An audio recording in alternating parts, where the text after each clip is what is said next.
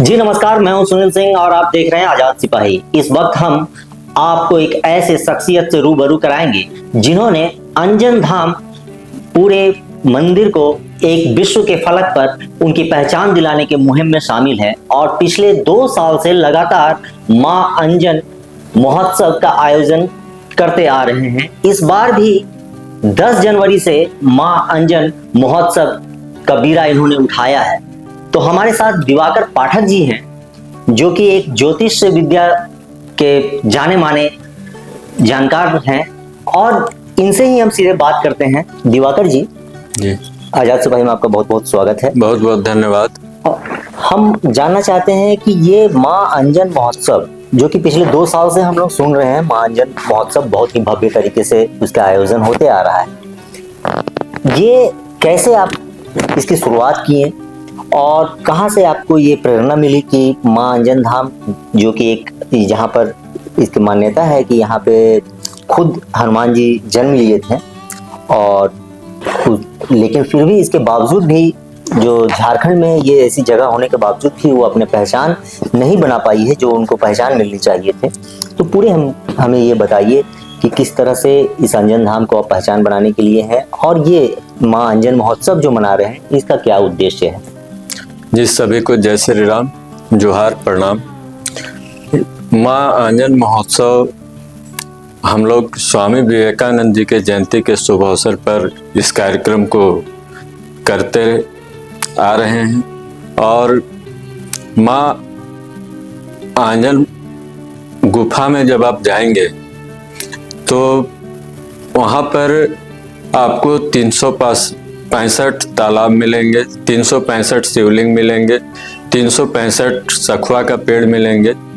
जब मां अंजन भगवान शिव की भक्ति कर रही थी तो ये प्रत्येक दिन एक तालाब में स्नान करके एक शिवलिंग में पूजा अर्चना करके भगवान शिव को प्रसन्न की। तब उनको वरदान के रूप में आज के कलयुग में कहा जाता है कि जो जीवित भगवान श्री हनुमान जी का जन्म हुआ और जिनके आशीर्वाद से ये पूरा देश संसार चल रहा है।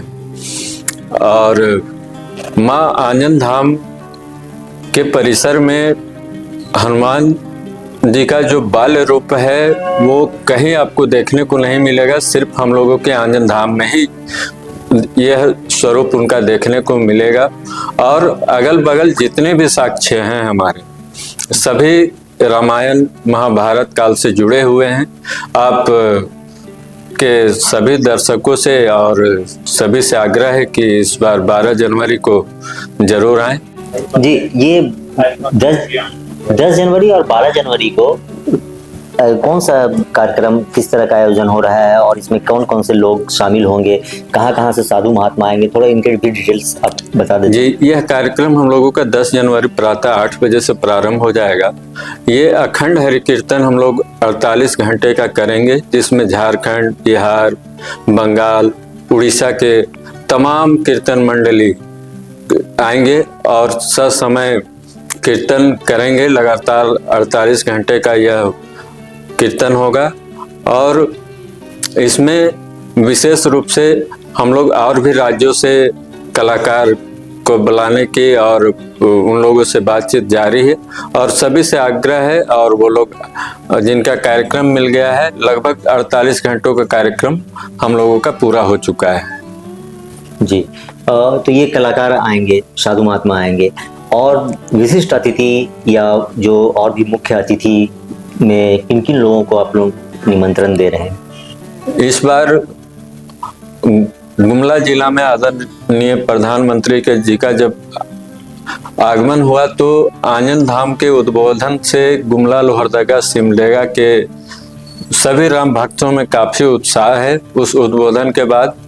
और इस बार हम लोग माननीय आदरणीय प्रधानमंत्री श्री नरेंद्र मोदी जी को, राष्ट्रपति महामहिम द्रौपदी मुर्मू जी को एवं देश के सभी राज्य के मुख्यमंत्री, राज्यपाल एवं आला अधिकारियों को सभी को निमंत्रण पत्र के माध्यम से, आपके इलेक्ट्रॉनिक मीडिया के माध्यम से, प्रिंट मीडिया के माध्यम से या अन्य यूट्यूब चैनल, फेसबुक के माध्यम से सभी को निमंत्रित करते हुए हम लोगों का जो मुख्य आयोजन है 12 जनवरी का प्रातः 8 बजे से काशी के विद्वानों के द्वारा रुद्राभिषेक का आयोजन होगा।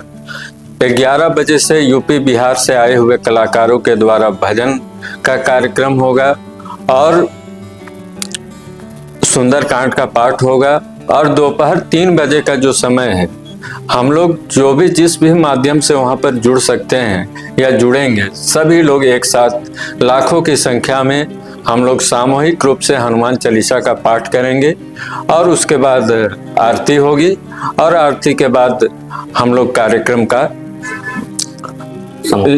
समापन करेंगे। लेकिन इस तरह का कार्यक्रम जब तक हम लोग आंजन धाम को वैश्विक पटल पर नहीं ले जाए, तब तक ऐसा कार्यक्रम हम लोगों का आंजन धाम में जो अंजन धाम की पहचान के लिए और उसे वैश्विक पहचान के लिए ही आपने ये मुहिम शुरू की थी जी। तो ये क्या डिमांड है आप लोगों को, ये भी थोड़ा दर्शकों को बताते तो ज्यादा बेहतर रहता।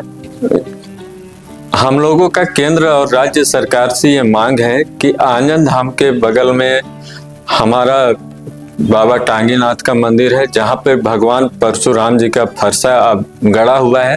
और विशेषताएं ये है वहाँ पर कि अभी भी बड़े बड़े साधु महात्मा वहाँ पर तमाम तरह की सिद्धि के लिए आते हैं। अब पुरातत्व विभाग आज तक फरसा की गहराई को नहीं जान पाए हैं कि वो फरसा कितना गहरा है और इतने कालखंड के बाद भी वो फरसा में आज तक जंग नहीं लगा है।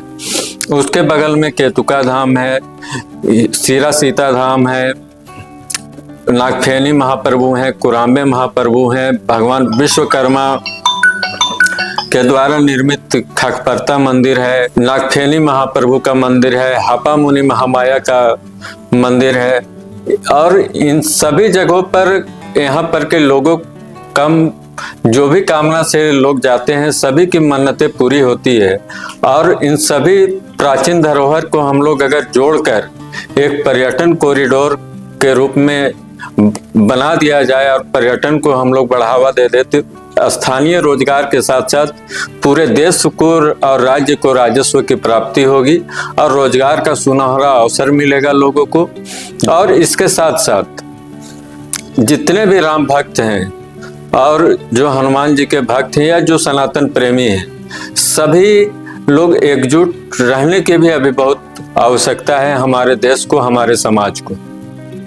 बिल्कुल, ये जो कॉरिडोर का बात कर रहे हैं, जो धार्मिक कॉरिडोर का, ये वाकई में जो है अंजन धाम की ही पहचान नहीं, मतलब एक झारखंड की भी पहचान वहां पर बनेगी।